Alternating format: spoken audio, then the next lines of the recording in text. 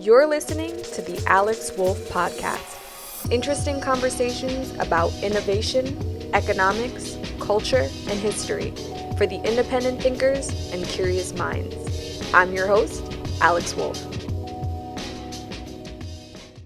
Hi, thank you so much for tuning into this episode. We are going to talk about how to create more space in your life, which I think is the key to unbotheredness. And of course, we're going to get philosophical here. We're not just going to be talking about how to create space in your personal life and in your calendar, but we're also going to be talking about the philosophy and the perception of space and how knowing that and understanding that can help us do the day-to-day calendar lifestyle tweaks in a way that make them 10 times more meaningful, 10 times more successful, and just kind of hopefully interesting. So some of the questions we're going to be asking is, what does physical space really do? And what can you do with space in your own life to make it more meaningful? And of course, we're talking here physical space, internal space.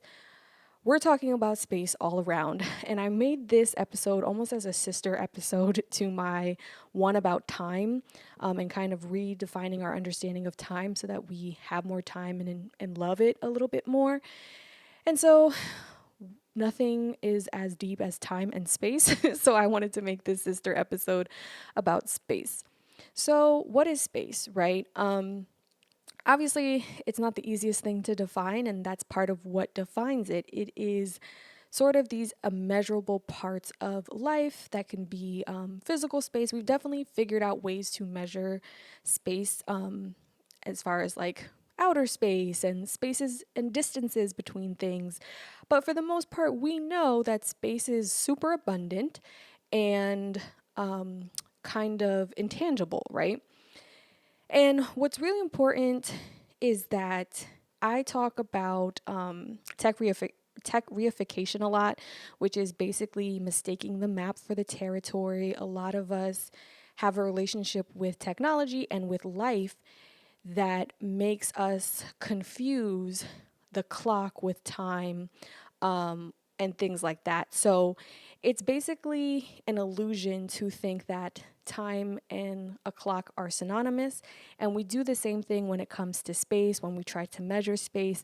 Space is very vast, and although we have ways to measure it, understanding what it is and incorporating what it is outside of those measurements can give us a deeper relationship with it.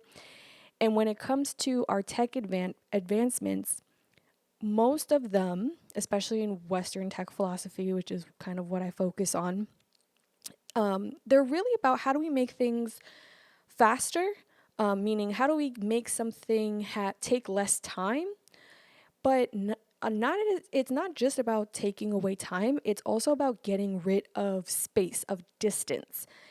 And that's very important because those have been the two culprits, the two kind of beacons of inconvenience that we've been trying to eradicate out of our lives. Is like, oh, this thing takes so much time. How can we invent something to make it quicker? Or this thing is so far away, this person, this resource, this place is so far away. How can we make it so that I can get all the benefits of being in that place without actually having to go there? Or how can I build a mode of transportation that will consolidate both the time and the distance? Of course, I'm talking about like trains and airplanes, and we're going to be talking about that. So the reason why I'm saying that is because we want to get rid of space. And I think that's pretty cool. I think there's definitely merit in that. But I also think that chances are, if you're living in today's society, you've probably been using space all wrong. Wrong is a lack for a better term. I don't really like to talk in terms of right or wrong. But what I basically mean is that space has been interpreted in Western philosophy as nothing, right? For the most part, we don't really honor space. Our Western tech philosophy doesn't really understand or respect space. And this, of course, means physical boundaries. It can also mean psychological boundaries.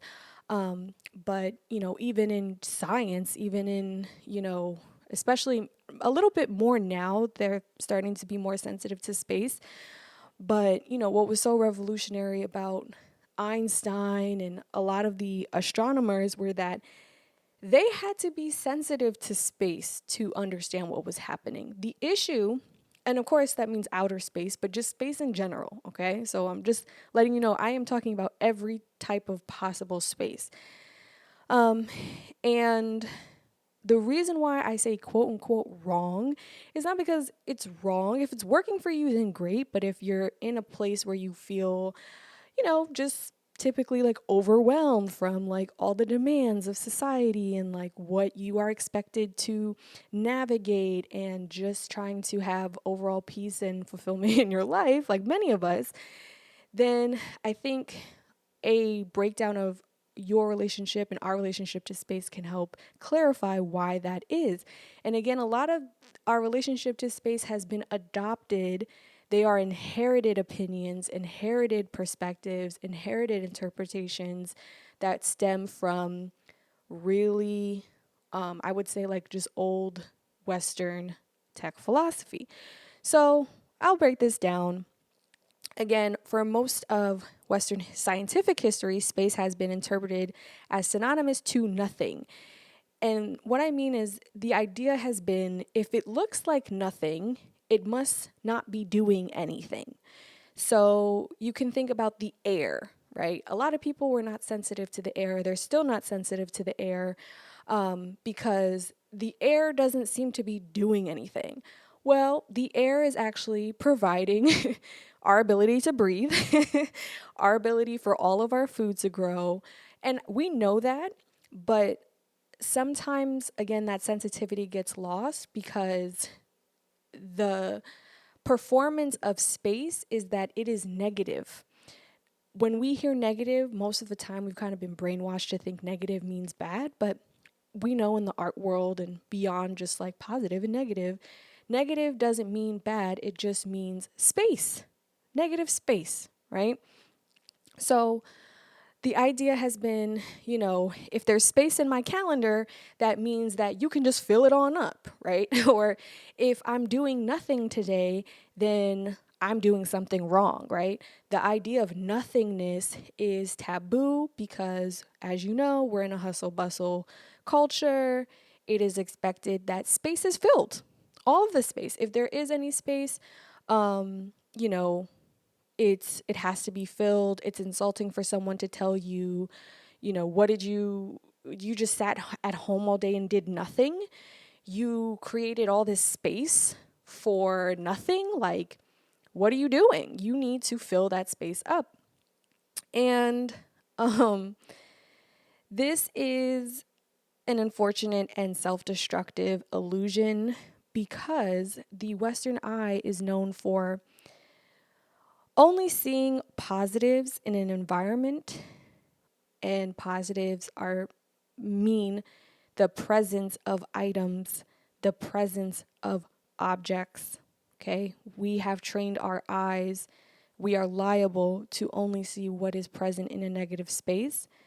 If I ask you to look at a picture that has a white background and a black circle in it, and I ask, what is this picture of? You'll most likely say it's a picture of a circle.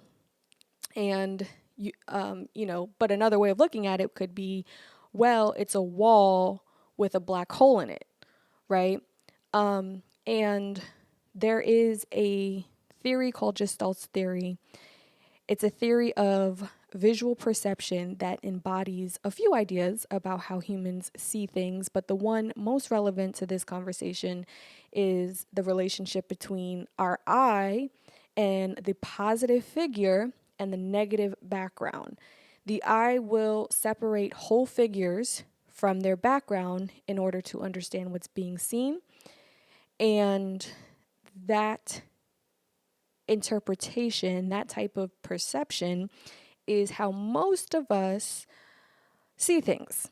Okay, most of us see a black ball on a white paper. We are not trained to be sensitive to perhaps inverse the functions of how the foreground and the background are interacting and say, hey, I see a, a hole in a wall. Now, you're not better if you can see a hole in the wall, right? It's not about, improving yourself. This is just about sensitivity and understanding really the function of space because of so many Western perceptions of space being negative and space being nothing, a lot of us think that nothing means nothing is happening. But the nothing is acting as the surface, as acting as the space for the something to happen. Why is this important? Why is this going to change your relationship to your schedule, your life? Well, because if you aren't actively creating space in your life, then you are going to get burned out and overwhelmed and shrivel up and because you are disrupting the natural harmony that kind of gets expressed when space and negativity have their healthy back and forth, right? So, the problem is that depending on your sensitivity to space, your eye will only see the figure and ignore the background, and that nothing is proving the space for the background to be identified. They have an interdependent relationship, and you cannot have one without the other. So think of a book, right? Most people think the words are the most important part of a book, but you can also say the pages are equally as important because without the pages, you could not see the words. So I'm pressing on this point because, again, space is providing space for everything to exist, from your body to your plans to the planet. So, but here's the thing, and this is what I think is the most fascinating. Not only does it provide this canvas of negativity for all this activity to exist, but it's artfully spaced out in a way that you can actually enjoy the activity to begin with. And I'll give you a few examples. We'll start with the planets. If the planets were not spaced exactly where they were, we could be quickly fried up to a crisp or iced over like an ice age, right?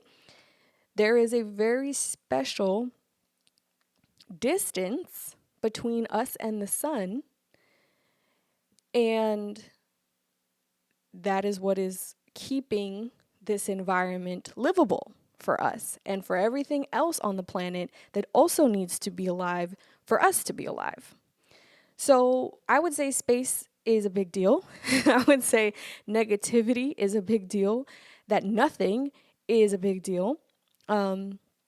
Then, of course, we can move on to your body, right? If your bones and cells weren't spaced out in a specific way, you wouldn't be alive. If your mother didn't have a special space, the womb, which is literally space, right? It's like a very special space that is maintained naturally on a monthly basis for us to exist. If there was no space there for your body to grow, you would not have formed, right? And then we can take it to your life. Like I already mentioned, if you don't have space, what happens to you? You collapse, you burn out. If you don't make space, you you disrupt the natural harmony between space and activity, and you harm yourself. Western belief that the space doesn't do anything makes us want to fill it up, pressures us to want to fill it up to the brim. I think it's okay to want to insert activity onto a negative canvas, but if you try to get rid of all of the negative canvas, all of the space, you're going to have some problems. It is natural for space to attract activity because that's what it's supposed to do. I'm sure you've heard, what do they say? Universe abhors a vacuum, right? That whenever there's a void, that, there will be activity. The void itself attracts activity. 100%. That's not the argument here. The argument is if you don't leave any space, it will spin out of control. So we can take this to music. If there was no silence in a song, you wouldn't have a song. Rhythm, melody, all of these things, even sounds that sound consistent, when slowed down, are a back and forth of sound and silence, right? Sound waves, depending on how you're listening to them, if you're listening to them just kind of naturally, they're going to sound constant. But if you slow them down, you're going to hear whoom, whoom, whoom, whoom, whoom, whoom. You're going to get the absence. Okay, the absence isn't everything, y'all. The presence isn't everything and the absence isn't everything. This is the essence of what yin yang energy is all about. The issue, and what I've been speaking about with Western tech philosophy, is that we've only been focused on this yang. We've identified yin as a problem. Yin is the black side. It's the passive side. It's the negative side. People got, again, brainwashed to think negative means bad. So we got to try to chop this bad part off of the universe. But it wasn't that it was bad. It was just that it was the canvas. It was the background. Okay, you need space for you to even have any of these things. And that's the big critique about Western ideology, period, and just kind of where we are right now. The big critique has been, how much longer do you think ignoring space and void and absence, how much longer do you think you can live like that? Because you need the space for the whole thing to work. We can talk about space in film, right? What makes a powerful film? What makes a compelling performance? It is suspense. Suspense is all about the proper use of space. Storytelling is about the proper use of space. You think about pregnant pauses in a actor's performance or a speaker's performance. Let's take it to paintings. That one's simple. No canvas, no painting. Let's take it a step further. Have you ever been to a gallery? What does a gallery look like? Is it filled to the brim with frills and bells and whistles? No. It's intentionally designed so that these paintings are within a big void, a big wall of negative space. Negative space is very much understood in the art world because art is about beauty, it's about emotion, it's about human connection, it's about composition, it's about pleasing the senses and particularly the eye. Okay, if you want to please the eye, you're not going to overwhelm it with activity. You're going to balance activity with negativity. That is why the gallery looks like that. That is why it is lit like that. The lighting is always very particular in a gallery. It is literally this feast for your eyes. It's a spa. It's a place that says, oh, here we understand what negativity does. Here we understand space. In music too. All artists, it's not just painting. Any art form, they're going to be sensitive to space. So, space gives meaning to activity on every scale. I don't care if it's your Google Calendar or the cosmos, okay?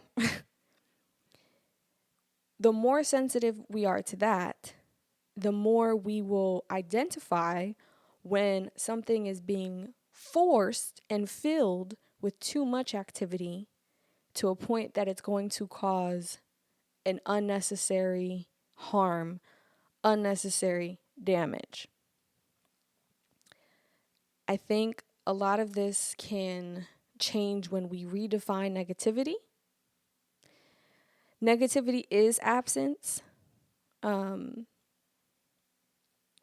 we think about this wellness boom, all the stuff about sitting down and meditating, meditation is about negativity, not negative thoughts, right? Negativity, I'm trying to kind of retrain our brains when we hear negativity not to think bad.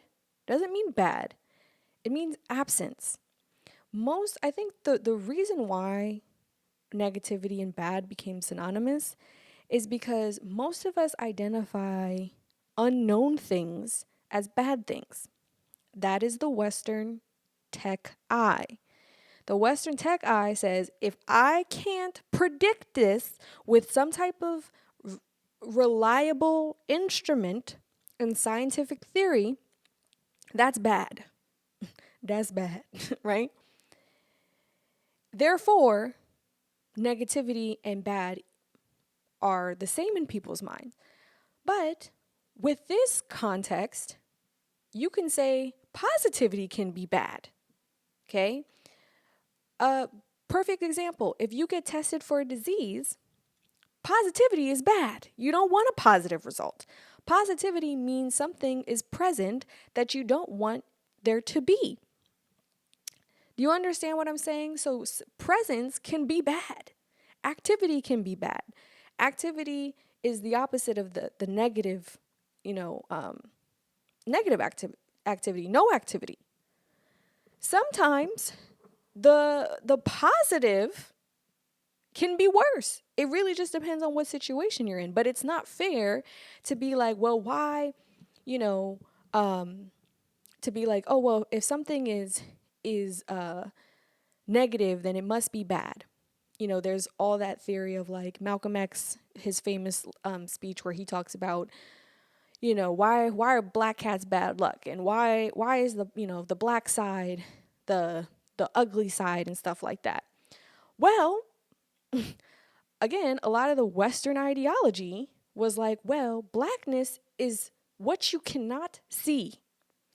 Darkness is what you cannot see. There are traditions and societies and philosophies that honor those that you cannot see, things that you cannot see, because they have a different relationship with the overarching intelligence of the universe to say, what I cannot see is not necessarily a threat. It is what is giving depth, space, meaning to everything I can see. Out of darkness, there is light. Hello. So the thing is, there was a group of people who were so afraid of dark that they decided to create all this technology in an attempt to control everything, because they thought that if they can use the technology, they can light everything up. All the mysteries will open up. All the fears of the unknown will now be known. Well, joke's on them, because it turns out you cannot outwit the nature of the universe, because it will actually, the more you try to light it up, the darker it will get on you. The darker it will get. Okay? And again, the darker doesn't mean bad. It just means the more you try to figure it out, the less you're going to know. Almost every philosopher has said that one. So that's why I'm like, we have to we don't have to, but if we want to use space in a effective way, in a positive way, haha, irony there, then you got to redefine what negativity is. There's a tremendous power in absence, tremendous power in void, tremendous power in not knowing everything, you know, because again, the other irony is that a lot of scientific thought, I feel like I'm always like dissing on scientists on my podcast. I'm not. I love y'all, right? And I understand that there's all different types of scientists in the world. But when I say scientific thought, I'm not even talking about scientists. I'm just talking about like the logically possessed, ideologically possessed folks, which is most of us out there. This search for meaning through scientific theory and experiment started so that because there was a belief that, well, if I know how everything works, then I will get a sense of fulfillment or happiness, or, you know, I will reach some type of, you know, whatever, nirvana, bliss. Well, the irony is that the more we're figuring out, the more you over intellectualize, over analyze things, the less you actually have the capacity to have a romantic relationship with these things. Romantic not meaning sexual, just overall romantic, allowing yourself to be charmed by the mystery of something.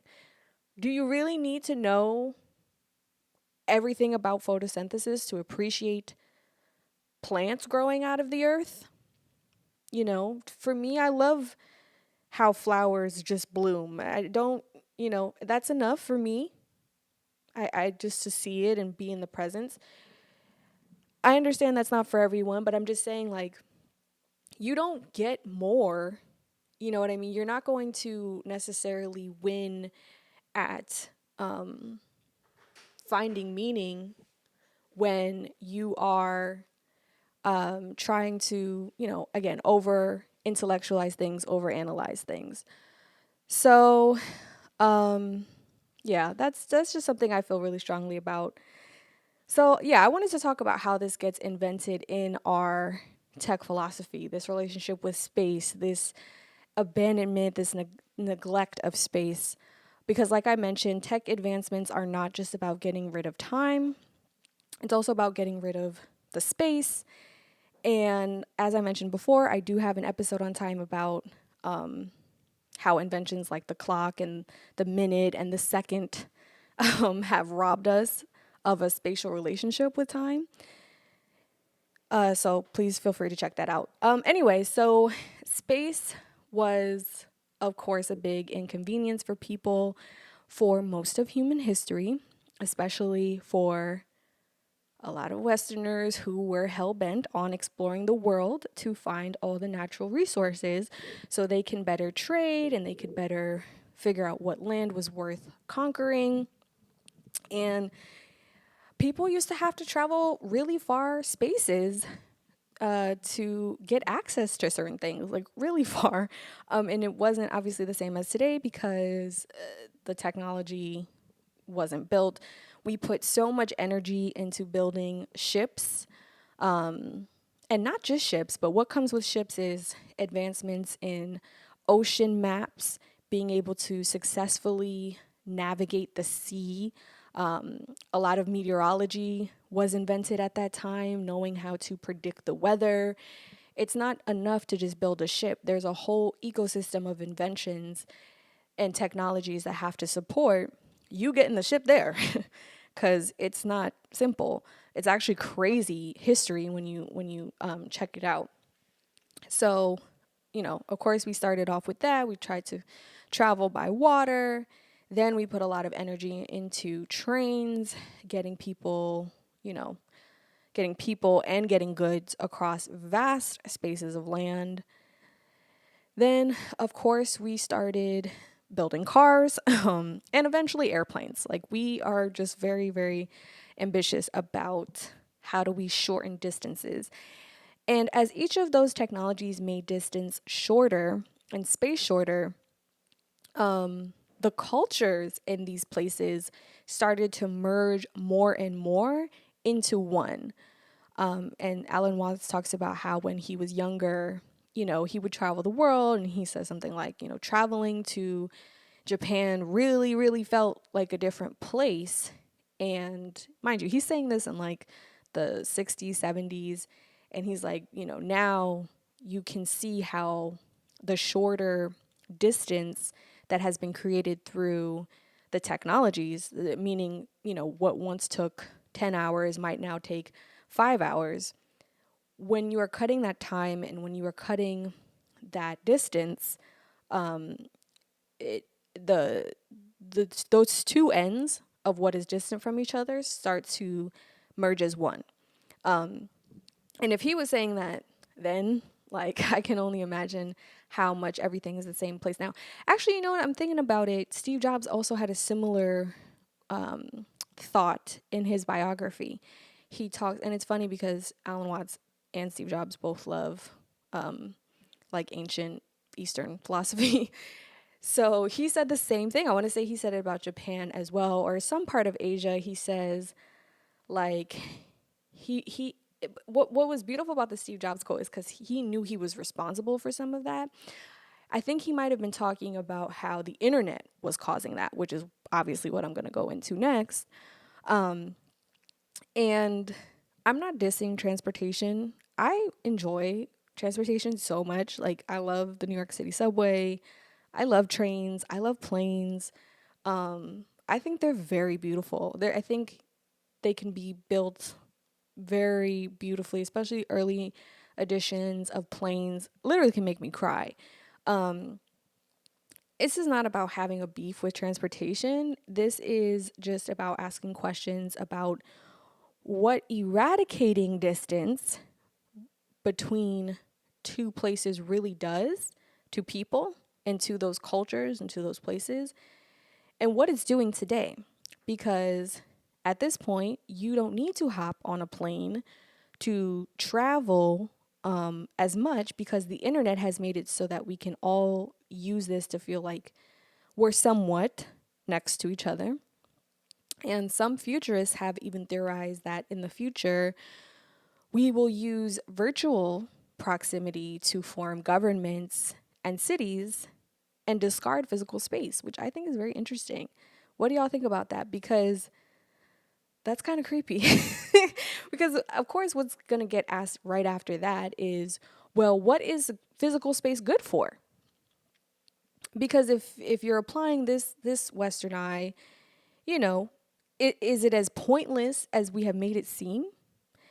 As we have implied through these inventions we've built around it, through it, kind of forcefully breaking space? And has space been nothing but an inconvenience this entire time? Because obviously these questions aren't black and white. Like, obviously geographical space was providing something. And so, yeah. Or, was there some kind of natural function around space that was keeping a balance or harmony of energies we might not have been sensitive to? I think about that a lot, because some people believe in like sacred spaces. Some people are the opposite of that, and they think, it shouldn't matter where you are.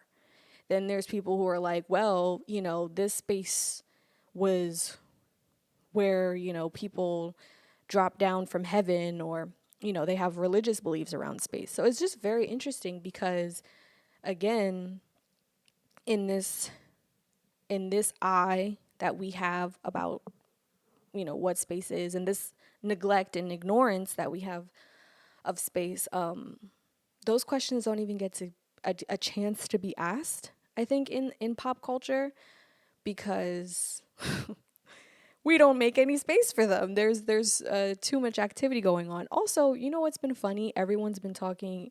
I don't know if you saw that meme that was like talking about Clubhouse, and it was like typical Clubhouse user. It's a pretty old meme, and they're like, yeah, I just wanted to create space because I've been wanting to create spaces for people, because creating spaces is so important. And it's funny because space has been like this kind of pop culture term we're using.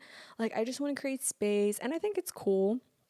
And I think it's a byproduct of how much space we don't have or haven't been making, to a point that it's like now this cliche to like talk about making space for people to have conversations.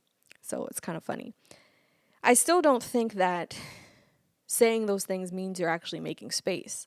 But where there's smoke, there's fire. So hopefully, through the intention, ultimately there will be more space. So, yeah, anyway, I was asking these questions because our relationship with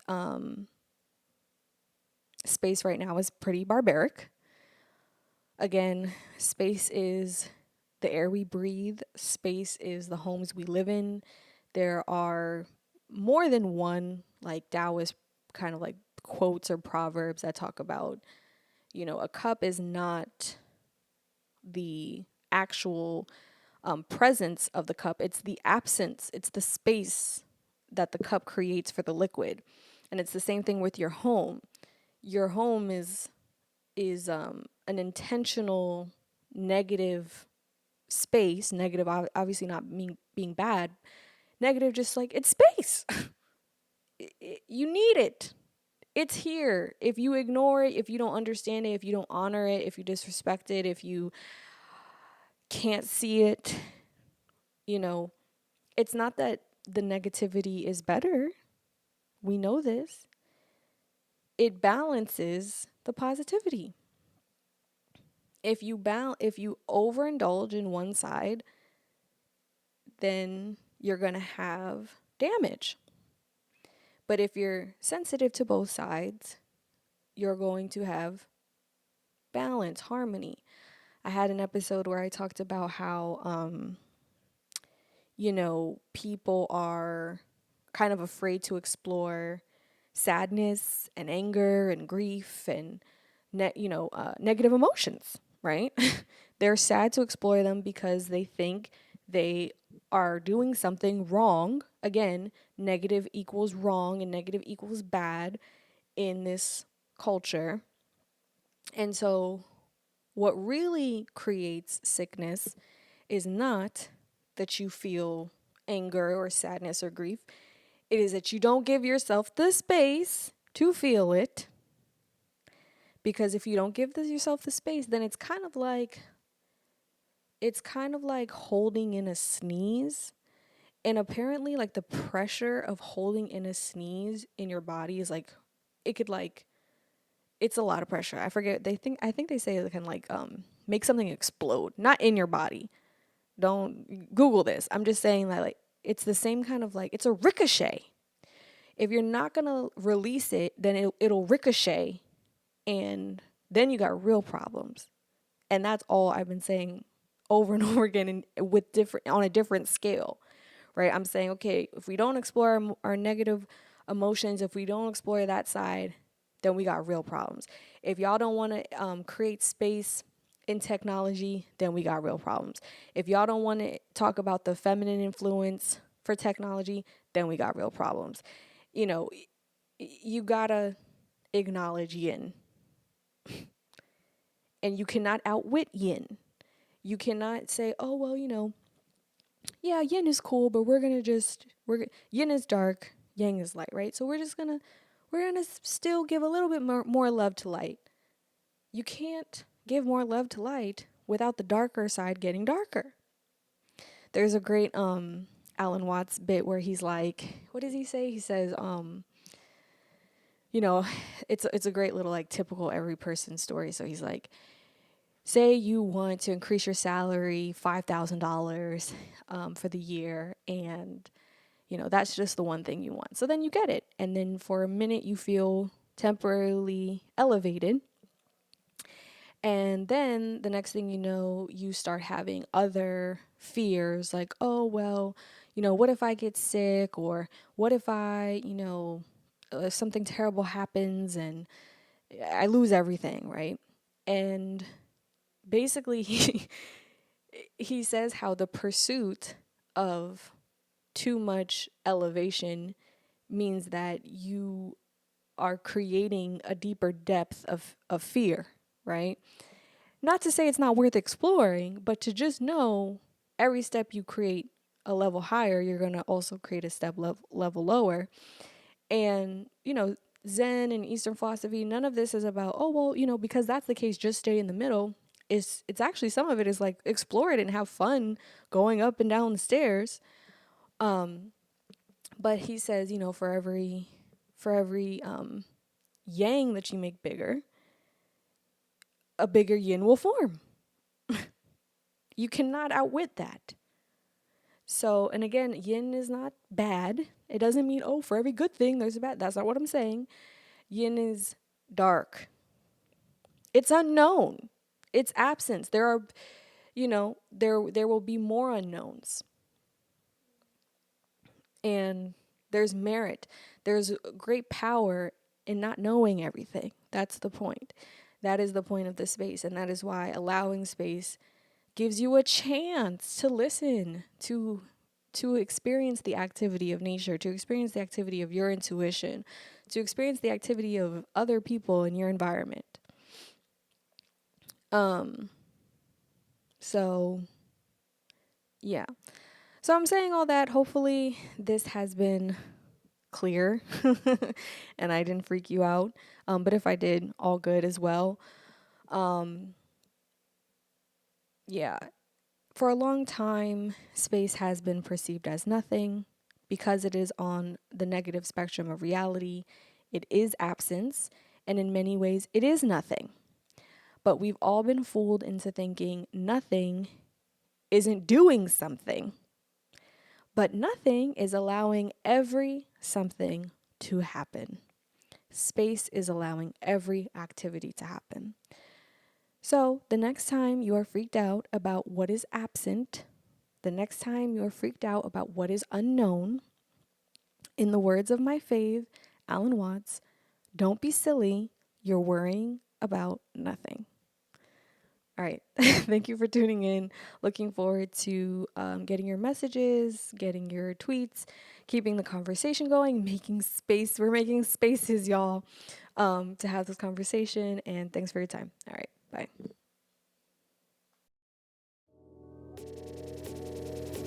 Thank you for listening to the Alex Wolf Podcast. If you enjoyed this episode, please leave a review.